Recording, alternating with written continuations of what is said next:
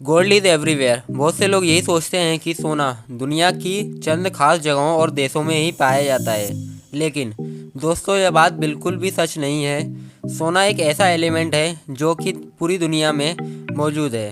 हालांकि कुछ जगहों पर इसकी मात्रा कम होती है और कुछ जगहों पर इसकी मात्रा काफ़ी ज़्यादा। अफ्रीका और एशिया दो ऐसे महाद्वीप हैं जहां सोना सबसे ज़्यादा मात्रा में पाया जाता है। अब आप ये सोच रहे होंगे कि जब सोना दुनिया में हर जगह पाया जाता है तो इसकी कीमत इतनी ज़्यादा क्यों है। असल में इसकी दो वजह है। पहली वजह यह है कि अर्थ से सोना हासिल करना हर इंसान की बस की बात नहीं है। इसके लिए विशेष उपकरण और प्रशिक्षण की आवश्यकता पड़ती है। दूसरी वजह यह है कि अन्य आम एलिमेंट की तुलना में सोना अर्थ पर बेहद कम मात्रा में मौजूद है, जिसकी वजह से ये और भी ज़्यादा वैल्यूएबल बन जाता है। Gold vending machine. आप लोगों में से बहुत से लोग वेंडिंग मशीनों के बारे में तो अच्छी तरह से जानते ही होंगे और बहुत से लोगों ने इन वेंडिंग मशीनों का इस्तेमाल भी किया होगा। आमतौर पर वेंडिंग मशीनों का यूज़ खाने पीने की चीज़ों को बेचने के लिए किया जाता है, लेकिन क्या आप यकीन कर पाएंगे कि दुनिया में एक ऐसी वेंडिंग मशीन मौजूद है जिसका यूज़ खाने पीने की चीज़ों को बेचने के लिए नहीं बल्कि सोने को बेचने के लिए किया जाता है। ये अनोखी मशीन अबू धाबी के एमिरेट्स पैलेस होटल में लगाई गई है। इस मशीन का इस्तेमाल करके बड़ी आसानी से शुद्ध 24 कैरेट सोना खरीदा जा सकता है। इस मशीन से आप सोने से बने 320 टाइप के डिफरेंट आइटम्स जैसे कि सोने के सिक्के और गोल्ड बार आदि खरीद सकते हैं। सोना खरीदने के लिए आप इस मशीन में कैश या अपने बैंक कार्ड से पेमेंट करना होता है और उसके बाद आप जो भी आइटम सेलेक्ट करते हो वो मशीन से बाहर आ जाता है। World's biggest stock pile of gold. आमतौर पर हम सभी लोग सोने को दो ही जगहों पर देखते हैं, एक सोनार के दुकान में या फिर किसी व्यक्ति द्वारा पहने आभूषण के रूप में। इसके अलावा सोना हमें कहीं और दिखाई नहीं देता। क्या आपके मन में कभी सवाल आया है, क्या सोने का सबसे बड़ा स्टॉक पाइल यानी सोने का सबसे बड़ा भंडार कहाँ पर मौजूद है? आपको ये जानकर हैरानी होगी कि दुनिया का सबसे बड़ा सोने का भंडार कहीं और नहीं बल्कि एक बैंक के अंदर मौजूद है। इस बैंक का नाम federal reserve bank of New York है। ये बैंक अमेरिका के न्यूयॉर्क शहर में स्थित है।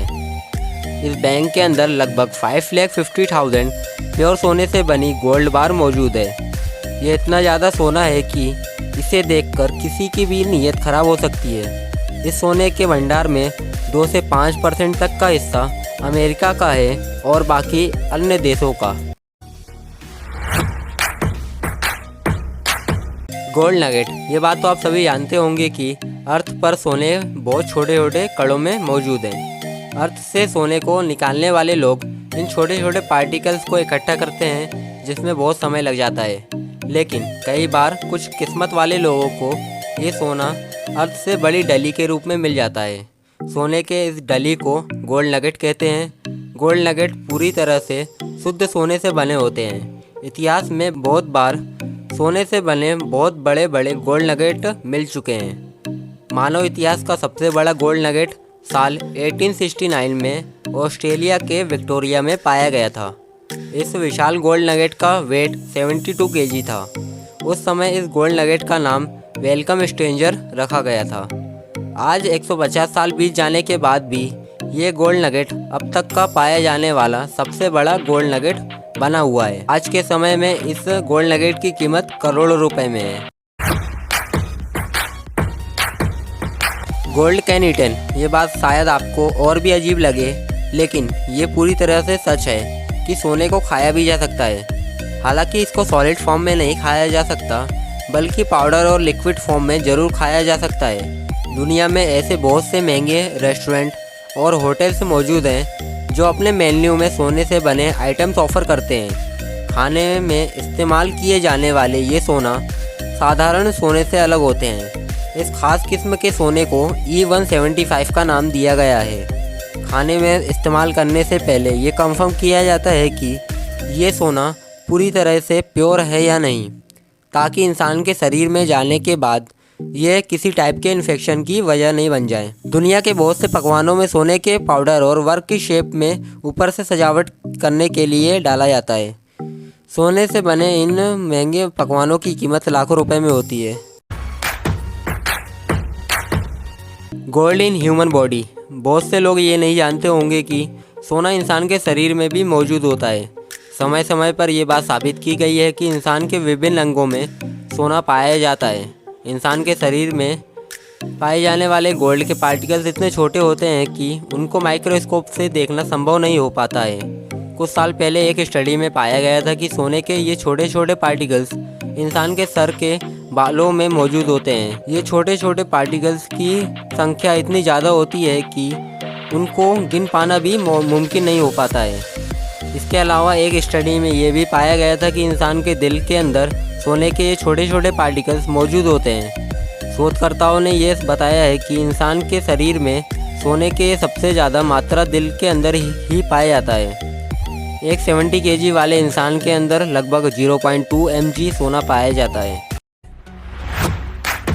24 कैरेट। दोस्तों, ये बात तो हम सभी जानते हैं कि सोने की शुद्धता को कैरेट की इकाई में मापा जाता है। 24 कैरेट सोना दुनिया का सबसे शुद्ध सोना माना जाता है, जिसमें किसी भी टाइप के एलिमेंट का मिश्रण नहीं होता है। ये संख्या जैसे जैसे 24 से नीचे आती है वैसे वैसे इसकी शुद्धता कम होती जाती है। दुनिया का सबसे कम शुद्ध सोना 9 कैरेट का होता है, जिसमें सोने की मात्रा सिर्फ 37.5% और अन्य धातुओं की मात्रा 62.5% होती है। लेकिन क्या आप जानते हैं कि कैरेट वर्ड कहाँ से आया है? दरअसल प्राचीन अरबी लोग चीज़ों को तौलने और उनका वजन करने के लिए कैरेट के एक बीज का इस्तेमाल करते थे। उस समय वजन को ग्राम, मिलीग्राम या किलो में नहीं तोला जाता था, बल्कि चीज़ों का वजन कैरेट में किया जाता था।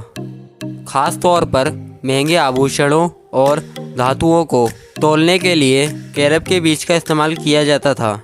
लेकिन जैसे जैसे समय बीतता गया वैसे ही कैरेट को कैरेट में बदल दिया गया।